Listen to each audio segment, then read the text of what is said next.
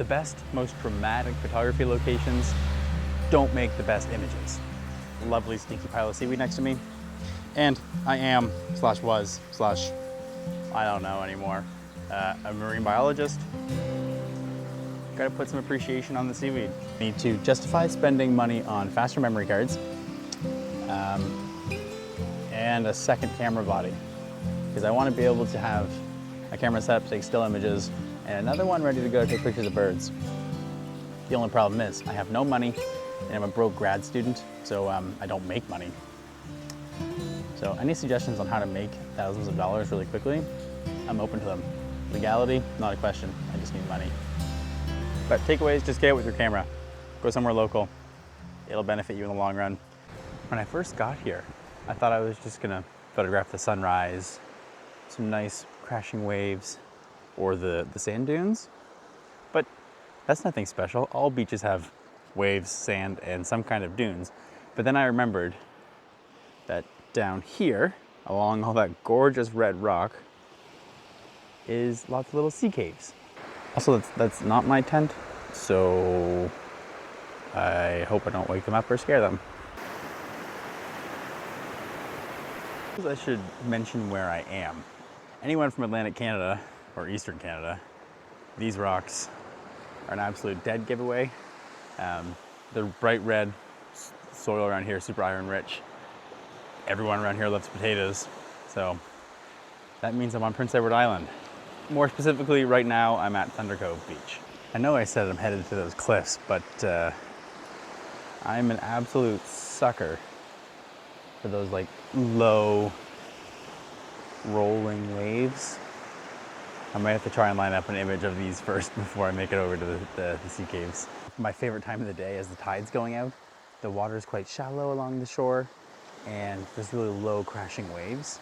Oh my goodness, this camera's gonna fall in the water again. I've already corroded away my microphone, so let's not do that again. Yeah, as the wave is sort of crashing, I'm just trying to capture an image of them. I was trying to get low so you can see them breaking. That didn't really work out, so I went for a higher angle, just enough to cut off the horizon so all you see is water. And I think I captured a nice image of just two really low rolling waves, symmetrical through the frame, and yeah, 1/250th of a second, f9, ISO 320. Super simple, but I can't stay away from these kind of images.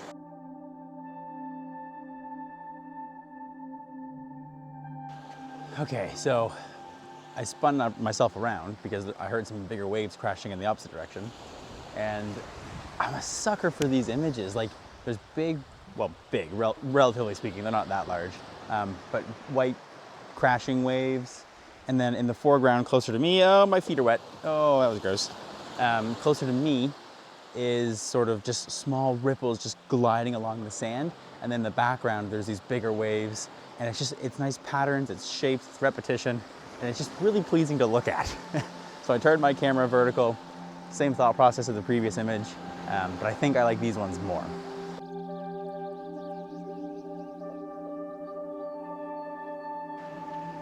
Well, I think I'm pretty happy with those images. They're so simple, but I find them calming. I think I need to get a proper ND filter though. I think they'd be really nice with like 2 or 3 second exposures to really sort of smooth out the water but show the motion. Yeah, maybe I'll get some. But the sun has officially peeked over the horizon and is casting a beautiful glow on all these red rocks.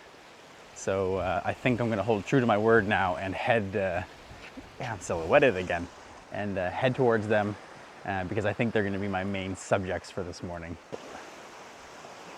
Right there, I don't know if you can see, there's a humongous great blue heron. And as much as I want to photograph him, I'm not going to. Actually, looking around, there's a lot of really cool birds. There's a big osprey over there fishing. And if I'm not mistaken, I saw a gannet earlier, but I might not know what I'm talking about.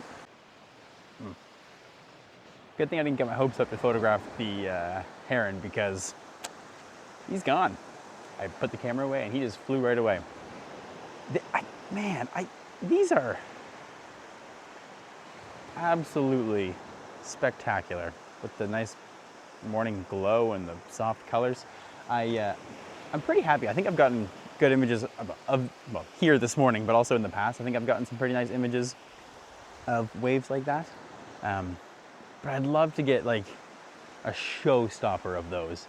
I don't know, I love beaches. It kind of represents me, and they're just so pretty.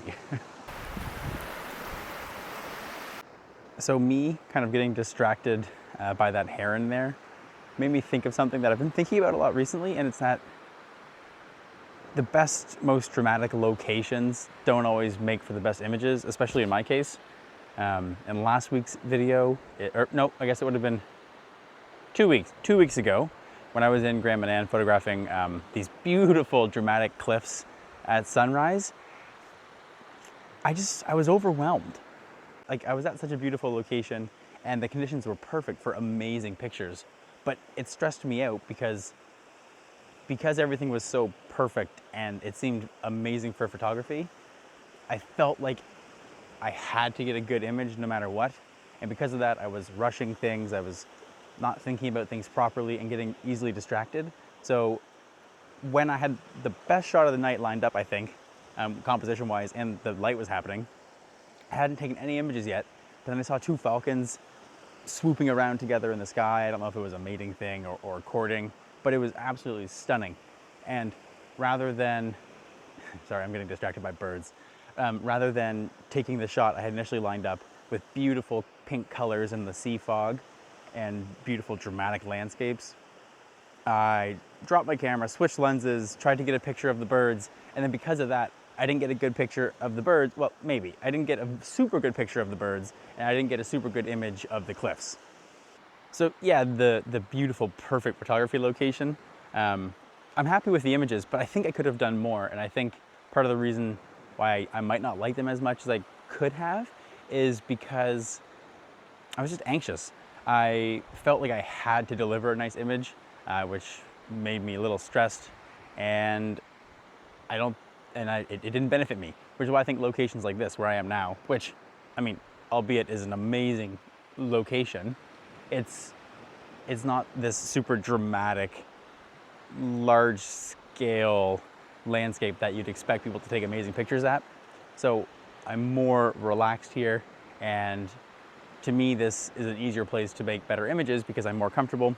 I'll take my time, and because I have to actually look around for compositions, they might turn out better than when I'm just pointing my camera at something that's admittedly a really nice scene, but might not make the best image. I hope I just got that on video. So I have this camera, it's sort of just filming up at these cliffs because there's lots of swallow, I don't know what kind of swallows there, but they have nests in the cliff. And I just wanted to get some footage of it because what I was going to say, but I got sidetracked, is that there's a beautiful campground around here, and we'd come down early morning at this time of day, and you'd look on the cliffs and you would see foxes leaning over head first, digging into the swallow nests, into their burrows. And it was like one of the first like real gross, I mean, I think it's amazing, but sides of nature, like seeing foxes just drag the birds and their eggs out of the nest. It's pretty intense, but it's so cool just to see them hanging over the edges and digging in. I digress. So I just wanted to get some cool footage of the swallows. And just a second ago, I haven't looked, but it may have been in frame, like 15, 20 swallows just scared away a kestrel. These video clips I've filmed are a little bit out of sequence, so I'm gonna have a lot of fun trying to edit them all together. Yes, so all in all to say, sometimes I would prioritize being at a location you're more comfortable with, or that's easier to get to, or doesn't cost money to get to, just something that's close by and local, if you want to practice your photography. Because sometimes when you're in those big dramatic landscapes, it's more stressful than it is enjoyable, because you just feel like you need to get that image, which may be your downfall because you think there's something there because there just has to be, because it's such a nice landscape. But in reality, you're overthinking it, or you're not thinking enough. You're just pointing your camera, taking images, and You don't enjoy them as much as you would in a simple, easily accessible location where you can take your time, think things through, and really try and own your craft. Mind you, take my advice with a grain of salt because I don't know if I know what I'm doing. From a distance, I may have spotted my next image. Those 3 sea caves, sort of increasing in size. So before getting too close, I have 2 ideas for them. Either a long, skinny 16:9 landscape with just the caves, kind of showing them increasing in scale, or maybe a portrait orientation image with the caves in the bottom, solid red rock, and then just a strip of green salt grass on top. So as I get closer, I'll see what I can manage. There's garbage in the image I was about to frame up. Holy. Sorry, birds. So I'm gonna remove the garbage because I don't want it in my image, but I want to make it known that there is garbage, and I will bring it home with me, and that people are assholes. Sorry. I won't swear. People suck. And if you litter, you're a horrible person. And in particular, if you litter on a beach, because what is the point? Gross. Gross.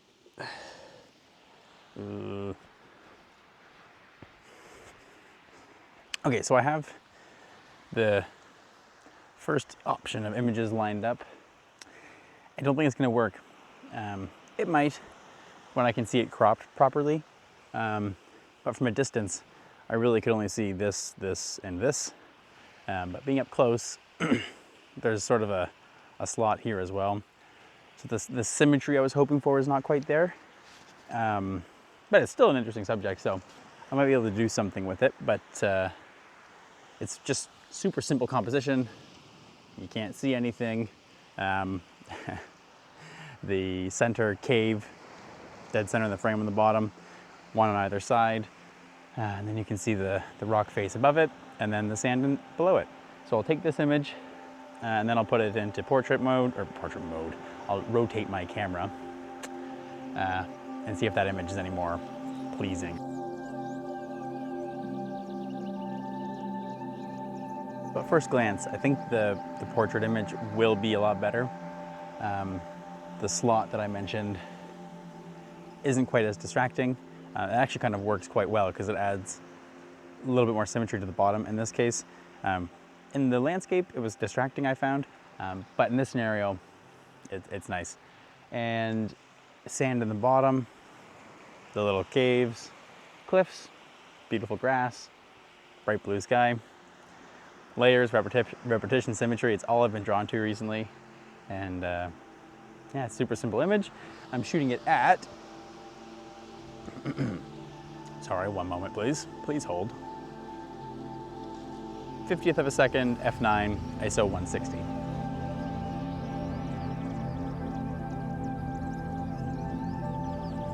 So I just filmed the clip of myself climbing up and jumping off of this rock. Why, you ask? Because why not? It was fun and I wanted to do it. Anyway, while I was scrambling up the rock, I found a composition that I think is quite nice. So if you look between sort of the standalone boulder here and then the proper cliff face on this side, if you get behind my camera, this rock is in frame and along with the cliff and then the water in the background. And I think it's nice because, once again, layers, but this time instead of two-dimensional layers, this is sort of 3D. There's a rock closer in the foreground and then sort of in the background. And the boulder is sort of, it's silhouetted because the light's coming from the other direction. But then the cliffs in the background are bright. The sand in the foreground is dark, but then the seaweed in the background is lit. And then the water with crashing waves is also brightly lit. So I'm not sure if the image works for, like, I like it. I think it works for me. Oh, the heron is back again. This guy is going crazy. Look at him go. Woo. Yeah, so I get distracted by birds so way too easily. Yeah, so I'm not sure if the composition is actually like great, but I like it and it's promising. It's just a shame that me and lots of other people, oh God, have been walking around here. Because footprints doesn't look super natural in the sand, but what can you do? Doesn't really bother me much. So I'm shooting at an 80th of a second, f7.1, ISO 160, and that's really all it takes.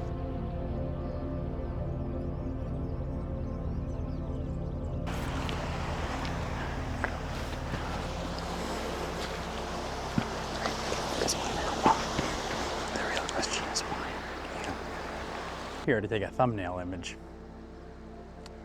I may take a real image too.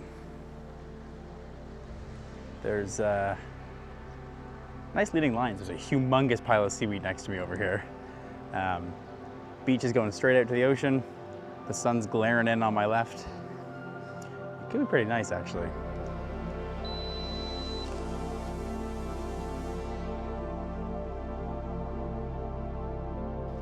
And since I'm up here and I have such a nice vantage point of a huge, wonderful, lovely, stinky pile of seaweed next to me, and I am, slash was, slash, I don't know anymore, a marine biologist, gotta put some appreciation on the seaweed and not fall off this rock. I don't think I'll fall off this rock. And if I do, I have a nice squishy landing, albeit a stinky one.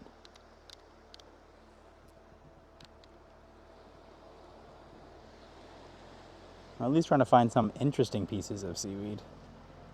That's a pretty color. That's a big piece. Oh. Man, it's a good thing and a bad thing, but when I have my 2-second timer on, and if I have the drive mode in continuous low or continuous high, it takes 10 or 15 pictures every time I hit the shutter, which is can be nice if you're shooting things like waves, but if you're just handheld shooting something, it's kind of annoying. But it serves its purpose.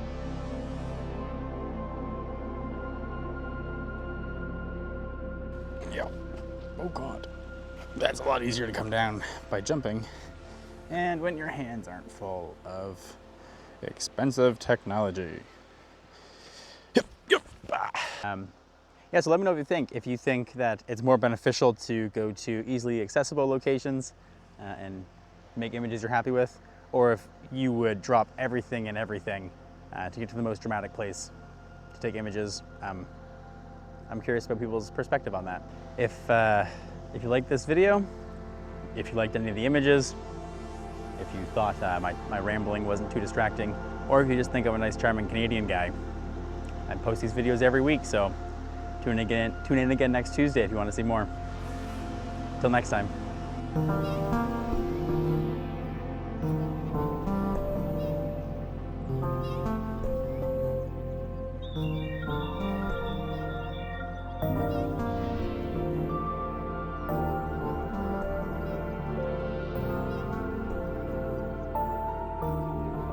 Sorry if I'm, oh, that was a super Canadian, sorry. I apologize. That was not a graceful landing. You apologize for the facial hair too. So yeah, hopefully my rambling is not too bad in this video, and this grossness isn't too distracting either.